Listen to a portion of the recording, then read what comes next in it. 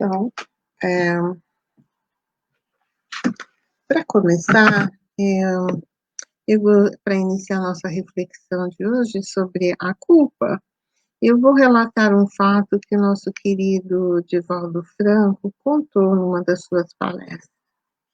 Então, ele começa dizendo que essa pequena história está narrada no livro Os Pantanais da Alma, de James Hollis, um psicoterapeuta norte-americano. Ele conta que, certo dia, recebeu um telefonema, a sua agenda para o atendimento era muito vasta, e o telefonema era sugere. Tratava-se de uma pessoa do sexo feminino que lhe pediu uma consulta, mas uma consulta com urgência. Desejava dele 2 horas com a condição de que ele não falasse nada. Ele precisava de fazer uma catarse, uma explosão dos seus sentimentos.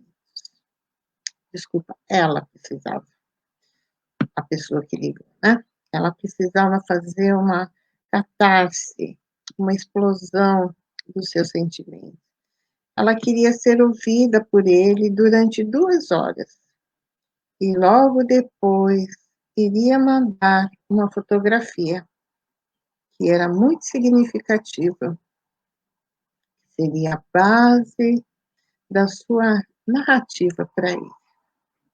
Ele achou aquilo estranho, peculiar, apesar de ser um grande psicoterapeuta, acostumado com todas as aberrações da alma humana, os pantanais do ser. Então, logo depois, ele recebeu a fotografia. Era uma fotografia de uma jovem, de uns 25 anos aproximadamente, diante da câmara de gás com 2 crianças. Uma delas chorava terrivelmente e a outra estava como que petrificada. Elas estavam passando pela porta central da câmara de gás. E a altura, e a adulta mulher, como que houvessem as empurrado para dentro da câmara de gás. E ele ficou olhando aquela fotografia e procurando decodificar o que ali estava, a cena daquela fotografia. E à véspera do encontro, ele ficou ansioso, porque aquela fotografia o impressionara. Ela devia ser uma sobrevivente do Holocausto, e sobrevivente do Holocausto tem um conflito terrível, o conflito da sobrevivência, a culpa de haver sobrevivido. E isso acontece nas guerras, nos acidentes. Aquele que sobrevive depois faz um quadro de culpa por haver sobrevivido e o outro não. Então ele começou a se preparar. Como conversar com essa mulher se ele era proibido de falar? A função do psicoterapeuta é exatamente a de falar. Por fim, chegou o dia, chegou a hora e ele recebeu. E ele a recebeu. Tratava-se de uma senhora, pouco mais de 70 anos. Quando ela começou a falar, embora seu inglês fosse quase perfeito, ele percebeu que havia um toque na voz de uma pessoa estrangeira. Havia um pequeno sotaque. Ela então disse: meu nome é Ilse, eu sou alemã de origem. E ele perguntou: e o que você estava fazendo ali no campo de concentração em Majdanek? Era um campo de concentração de trabalhos forçados e de extermínios. E ela disse: essa é a minha história. Eu desejo contá-la. Era uma sexta-feira e eu sou de Lublin e fui fazer a feira como qualquer pessoa. E naquele dia os nazistas resolveram surpreender os judeus, cujo número maior estava exatamente ali na feira. No mesmo momento, um grupo foi para um gueto para poder erradicá-los na cidade de Lublin. De repente, chegaram os camburões, eles cercaram a todos e foram nos empurrando. E eu disse: eu não sou judia, eu sou cristã. E o guarda, sorrindo, disse: todos nessa hora são cristãos. A maioria está dizendo que é cristão. E eu disse: eu sou alemã, eu sou da família tal. A rua é dependente do meu pai. O hospital foi construído pelo meu avô. Nós somos uma família. E eles me empurraram a toque de baioneta e me jogaram no trem com aquelas pessoas loucas que gritavam que eram cristãs. O trem partiu e começou a terrível saga do nosso sofrimento. Por fim, chegamos ao campo de concentração de Majdanek. Foram feitas 2 filas enormes e as crianças separadas das mães. Eu vi quando tiraram da mãe as 2 crianças e colocaram na fila. Aqueles que iam para a direita já iam direto para o forno crematório.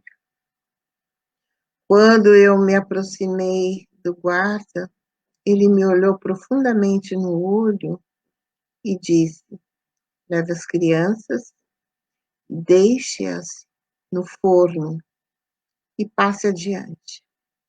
Eu senti uma alegria imensa. Eu iria viver. A vida me chamava e eu ia para trabalhos forçados, talvez morresse de fome, de ausência de energias, mas eu estava viva. Então, eu fui quase que exaltante, eu fiquei quase exaltante com essa notícia, né, que era para me empurrar. Empurre as crianças para a câmara de gás e você segue adiante. A criança menor chorava procurando a mãe. A outra estava tão assustada. E quando fui passando pela porta, empurrei-as, porque eu estava viva, estava salva. E bloqueei da minha mente meu gesto. As 2 criancinhas entraram para morrer, mas eu ia viver. Passaram-se meses, os russos conseguiram libertar-nos e eu sobrevivi.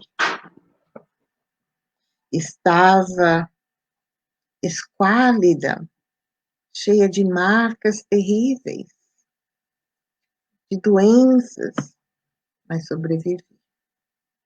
E então fui para um campo de refugiados. Encontrei vida e lembrei que tinha familiares em Chicago. Então eu viajei para Chicago. fui estudar mais inglês e fui trabalhar numa biblioteca. Durante um bom tempo, eu tive uma vida quase normal. Me recusei a casar para não ser mãe, para não ter filhos. Mas, de repente, eu estava numa biblioteca e folheava jornais, os quais eu estava arrumando, e esses jornais falavam da Segunda Guerra Mundial. Quando eu menos espero, eu vi uma fotografia. A fotografia, essa que eu mandei para o senhor, exatamente essa. Aquela que está de lado sou eu. Eu não podia imaginar que alguém naquele momento me fotografasse. Então, quando eu vi a cena, tudo que estava reprimido, porque esconder o fato não anula. Então, tudo voltou. E eu comecei a me sentir culpada. Como é que eu pude fazer aquilo com as duas crianças para sobreviver? Eu as matei. E aí eu perdi o rumo. A culpa tomou conta de mim. E eu comecei a procurar uma maneira de me libertar dessa culpa. Tornei-me judia. Fui estudar o judaísmo, mas o judaísmo não me preencheu. Então, eu vivo atormentada e não sei o que fazer da minha vida. Mas eu tinha que contar a alguém, porque eu li que existe uma doutrina religiosa que fala que no reino dos céus, ou talvez na terra, existem 7 pessoas. Se alguma delas nos contarmos o nosso drama, se nós repassarmos todos os nossos dramas, então nós estaríamos livres dessa culpa. Se confessarmos com coragem, se aceitarmos o crime que nós praticamos, estaremos livres para entrarmos no reino dos céus. Então eu escolhi o Senhor para contar o meu drama, para poder pedir-me perdão pelo crime que eu pratiquei. Então o Dr. Hollis lhe disse: eu não sou esse eleito. Eu não tenho a capacidade de perdoar os pecados. E ela disse: não importa.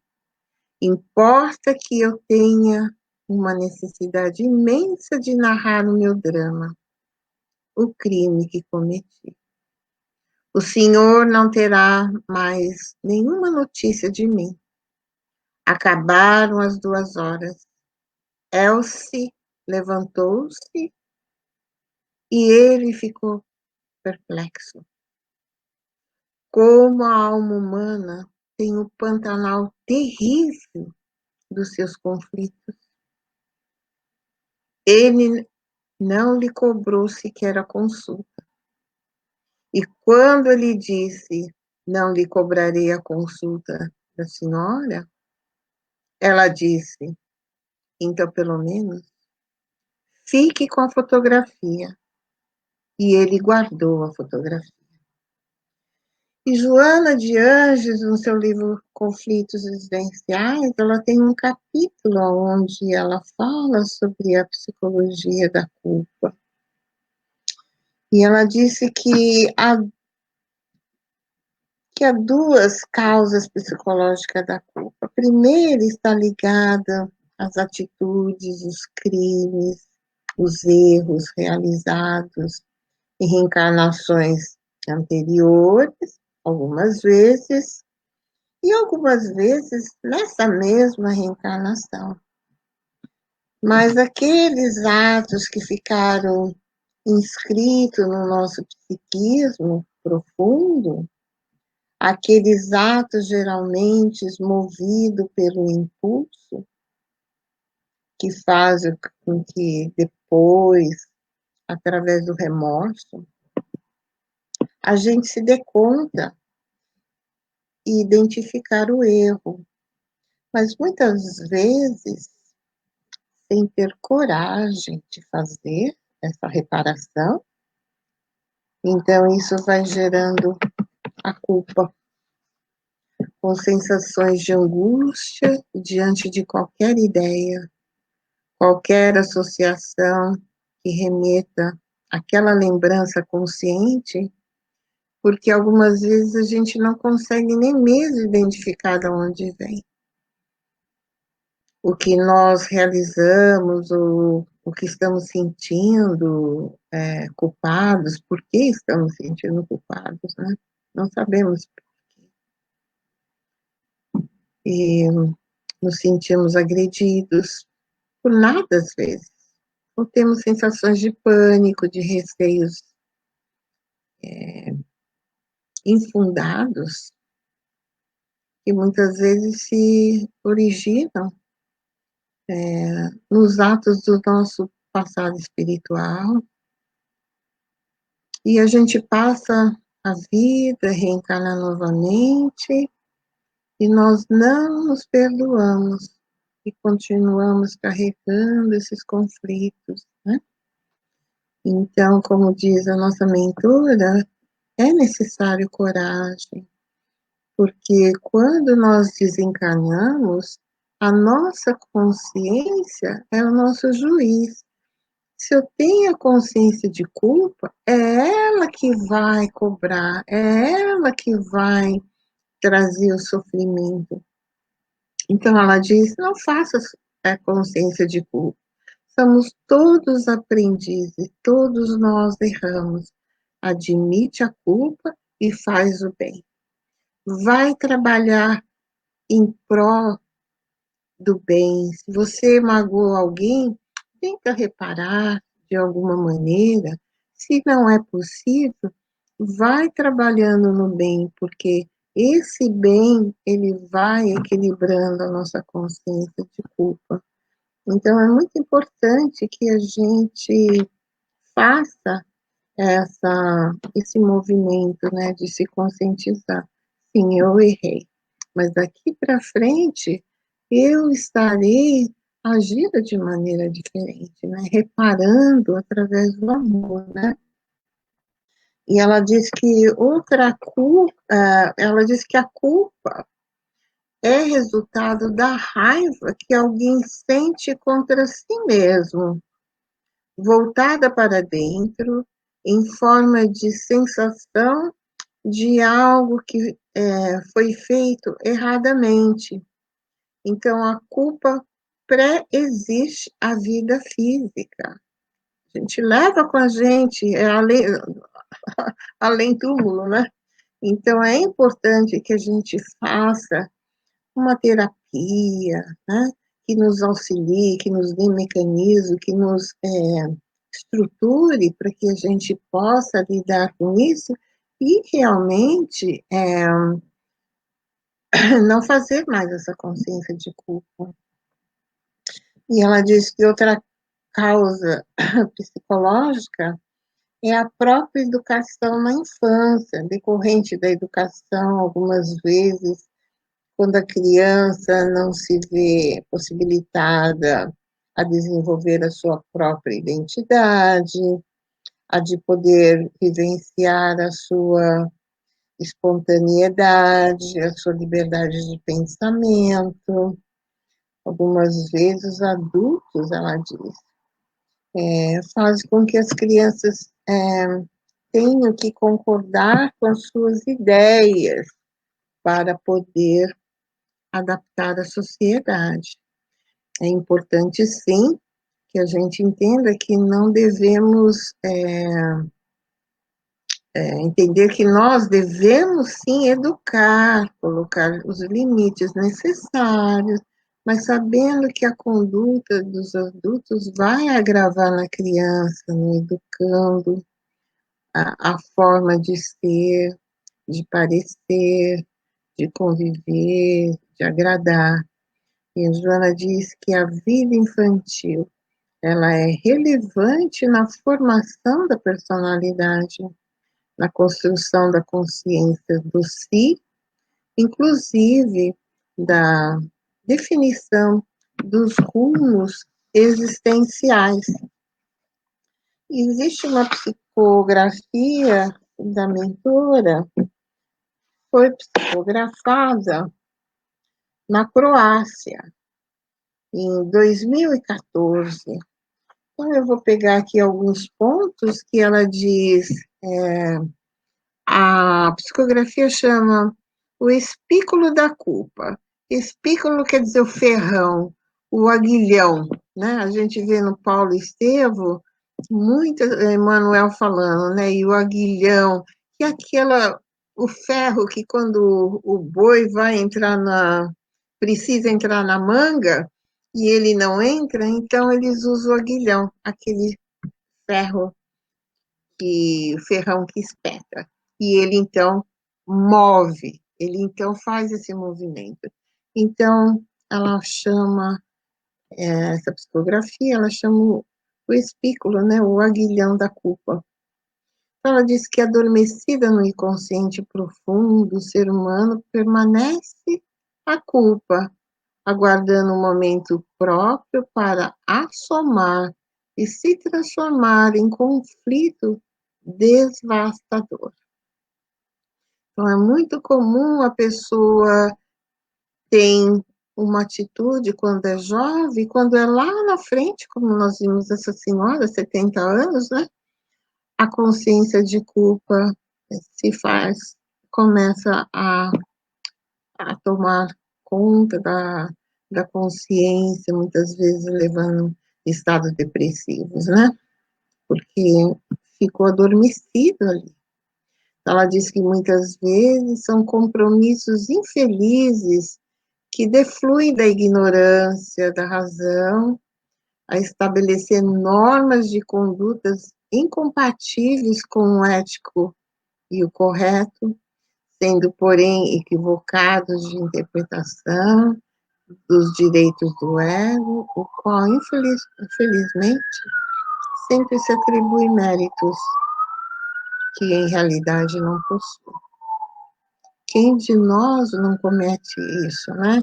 Às vezes, através da nossa ignorância mesmo, né? Falta do conhecimento, da conduta ética, moral, cometemos, sim, muitas coisas que falam, meu Deus, como eu fui fazer isso, né? Por que eu fiz isso? Mas não devemos fazer consciência de culpa e sempre dizer, eu errei, porque naquele momento era o que eu entendia, né? Era o meu, hoje eu sei que aquilo era errado, não devia ter sido assim, mas foi. Eu estou no processo de aprendizado, né? Se a gente já tivesse a consciência de tudo, nós não estaríamos mais aqui, né? Já estaríamos em mundos mais evoluídos. Mas é importante não fazer a consciência de culpa, porque ela realmente machuca e muitas vezes levamos para o outro mundo, né? E às vezes retornamos com essa consciência de culpa. Então, é importante fazer o bem, né, para ela ir se iluminando o nosso self, né? Ela diz que a culpa é o aguilhão vigoroso nas carnes das almas. Realmente, ela impulsiona, né? E ela diz que a mentira, a fantasia, a calúnia, a inveja, as informações agradáveis com objetivos de ludibriar o próximo, ou conquistar benefícios pessoais são máscaras de que se utiliza o ego, que funciona por algum tempo, tendo, porém, duração efêmera, porque a verdade sobrenada nesse oceano de aflições doentias, dando surgimento à culpa. Claro, se eu ludibrio o outro, se eu quero tirar proveito do outro, se eu tenho o hábito da mentira, tudo isso vai ficar arquivado no meu consciente. E uma hora isso vem como consciência de culpa, né? Então, o sentimento honesto de culpa gera na criatura o arrependimento da ação nefanda, mediante reflexões, agora saudável, sobre o que deveria ter sido feito naquele momento, caso possuísse maturidade psicológica, legitimidade pessoal. Então, é esse sentimento de honestidade com a culpa. Sim, eu estou com coisa de culpa porque eu agora estou arrependida, né? Mas fazendo agora, como ela diz, um outro movimento de reflexões agora saudáveis sobre o que deveria ter sido feito, né? Eu já tenho consciência que não deveria ser assim, mas assado. E faltou a maturidade psicológica no momento, naquele momento, né? Então ela diz que refaz o caminho, instala na conduta a humildade em relação aos teus erros. Não será necessário que revele às suas vítimas, desculpa, o que fizeste com ela, porque cedo ou mais tarde elas tomarão conhecimento. Recupera-te normalmente, modifica a conduta sendo fiel e amigo, renuncia os propósitos extravagantes que te amesquinhavam sobre o natural efeito dos males que, afinal de ti, próprio causaste, né? Então, são os males que nós mesmos causamos para nós mesmos, e, e esse movimento de refazer o caminho, de instalar essa conduta humilde em relação aos nossos erros, né? De admitir o erro, porque muitas vezes admitir é difícil. Ela diz que o amor verdadeiro produz milagre. Nunca os duvides. Aí ela diz que a arrogância, ela é filha dileta do egoísmo. Sempre conspira contra o teu propósito de expiação do mal que fizeste, buscando motivo para que permaneças na anestesia da responsabilidade. Então, nós temos que realmente assumir, né? Ter a responsabilidade, trabalhar com carinho, ter esse carinho com nós mesmos. É isso que o Espiritismo vem nos ensinando sempre, lidar com o amor. Porque se eu não tenho o auto-amor, como eu vou amar o próximo? Não é assim? Então, eu tenho que me amar, me acolher, falar, não, realmente, eu estou no processo de autoconhecimento. As coisas equivocadas que eu fiz no passado, hoje são aprendizado. Eu aprendi já. Meu lado psicológico amadureceu, né? Eu já tenho uma outra visão, tenho a visão agora do que é o correto. E isso é o crescimento. Todos nós vamos fazer esse processo, né? Então, ela diz que o bem que puderes fazer àqueles que te sofreram a injunção penosa, oferece-o de coração aberto e realmente afetuoso, se for o caso, né, de ter ferido alguém. E ela diz que a culpa surge como forma de catarse necessária para a libertação do conflito. Então, se a gente não tivesse a culpa, eu ia estar sempre achando que estava tudo bem, como aquela história que nós lemos no começo, aquela senhora, para ela estava tudo bem, ela estava feliz, ela viajou, ela se instalou lá em Chicago, trabalhava, até o momento que ela viu aquela foto. Aí a consciência da culpa veio à tona, né? Então aquilo foi ótimo, porque é esse processo. Nós não devemos ter o remorso, né? Porque o remorso é consequência da culpa, né? Que muitas vezes levam pessoas a suicídio, levam pessoas à depressão. Então, é importante a gente trabalhar nesse processo, né?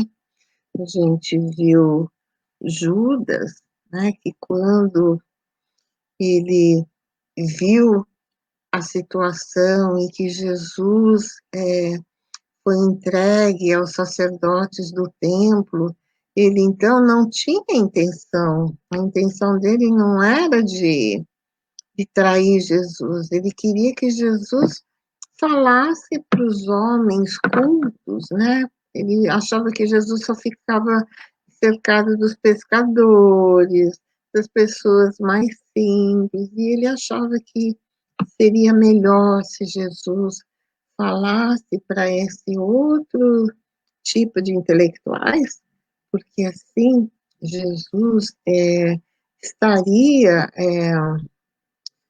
vamos se dizer, é, falando à altura, se colocando à altura, né? Se promovendo. E quando ele vê que Jesus foi preso e que ele iria ser crucificado, ele não aguentou a culpa. E ele então vai e se suicida. Né? Então, um ato equivocado. Mas a dor foi tanta que ele realmente foi cometer um ato maior, né? Se comprometendo perante as leis. Então, a gente vê quanto que a culpa ela pode nos acarretar sofrimentos maiores se nós não lidarmos com ela, né? É importante lidar. Então, ela diz que suas raízes podem estar instaladas no pretérito, erros e crimes ocultos que não foram justificados, ou em passado próximo, nas ações da extravagância e da delinquência, geradora de graves distúrbios. A culpa deve ser liberada a fim de que seus danos desapareçam. A existência terrena é toda uma oportunidade para enriquecimento contínuo. Cada instante é ensejo de inovação propiciadora de crescimento, de conhecimento e de conquista. Então, olha que lindo, né? O processo do autocrescimento, essa autoiluminação que nós vamos fazer no decorrer da nossa evolução, cada reencarnação é um convite para essas reflexões. Quem é que nunca cometeu um erro? Quem é que não tem consciência de culpa? Não é?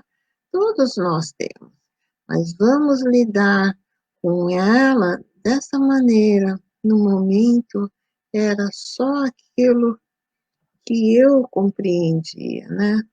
Hoje já tenho consciência e já sei que poderiam ser feitos de outras maneiras. Então, com isso, eu estou colocando a culpa de uma maneira positiva, né? Eu vou trabalhando dentro, claro que depende muito do grau da, do ato cometido, né? Porque nós temos as leis gravadas na nossa consciência e toda vez que nós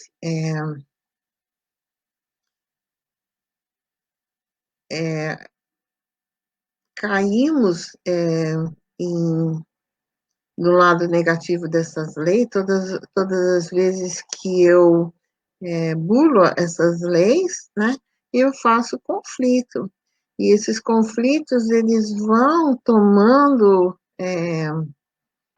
parte da nossa personalidade, parte da maneira de eu ser, né, criando os complexos de culpa, e tudo isso pode ser atenuado através do, dos ensinamentos de Jesus, né, que nos fala do auto-perdão, ele nos fala da importância do amor. Então, nós temos que ter esse auto-amor com nós mesmos e, e perdoar-nos. Isso é muito importante, esse auto-perdão, né? Nós temos que ter, para que a gente possa perdoar o outro, né? Esse aqui é o processo, né? Então, ela diz que todos os seres humanos, de uma forma ou de outra, carregam algumas culpas, inclusive aquelas que lhes foram impostas pelas tradições religiosas absurdas, que se compraziam em condenar, ao invés de orientar a maneira eficiente de libertação dos equívocos em que se tombavam. Olha só, né? Então a gente traz aí muito dessa, dessa culpa pelos lados da religião, pela educação, cultura, né? Tudo isso vai trazendo para cada pessoa a culpa, né? Então, quando alguém se excusa a ajudar, não está sendo impedido pela culpa, mas pelo egoísmo. Esse genitor, insensível da indiferença pelo sofrimento dos outros, distanciando-se na desdita em que se comprasse dos recursos eficientes para a aquisição da paz inferior. Verdade, quantas pessoas, né, que podem ajudar e elas realmente se escusam, né, perdendo ali a oportunidade de fazer um ato do amor. Mas ela diz que isso não está sendo impedido pela culpa, mas é pelo egoísmo, né?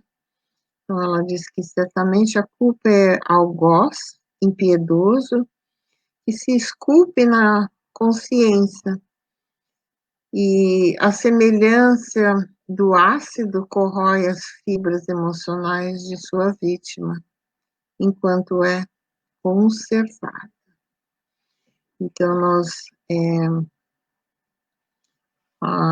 terminar com ela, diz que em fase disso, afirmou o Mestre Jesus de Nazaré, mais se pedirá àquele que mais recebeu, estabelecendo conhecimento é fator predominante em relação à responsabilidade dos atos humanos.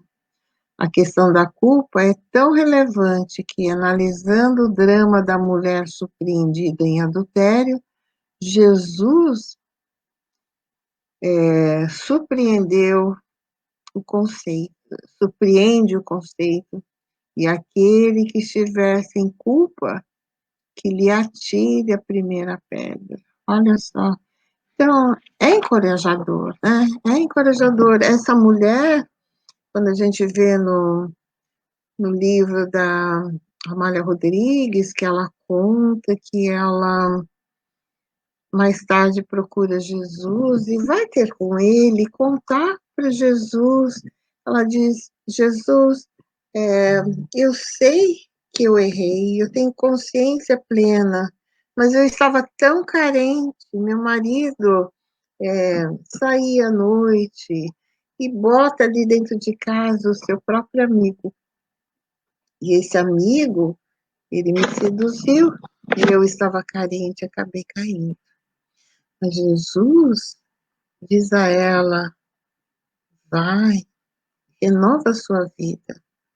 Aqui em Jerusalém, você não terá condição de refazer a sua vida, mas procure um lugar e vai. E ela vai. Na cidade de Tiro, lá ela abre uma casinha na estrada e ali ela recolhe a todos que ali buscam o seu auxílio, sempre falando de Jesus. Então, olha só, em vez de fazer a consciência de culpa, ela foi trabalhar pelo amor, foi dar o amor, ela foi falar de Jesus. E é isso que Jesus, o médico das almas que sofrem, ele é o maior terapeuta que a humanidade já conheceu. E os seus ensinamentos curam as nossas almas, né? Então, vamos sempre refletir nos ensinamentos do Mestre, porque ele é o remédio para as nossas almas doentes, né? Então, era isso que eu gostaria de trazer. Vamos ver quem está aqui conosco hoje. Silvia. Oi, Silvinha, boa noite, querida. Aqui é a nossa Paulinha. Boa noite, Paulinha. E é isso. Então, nós vamos convidar todos para a nossa prece de encerramento.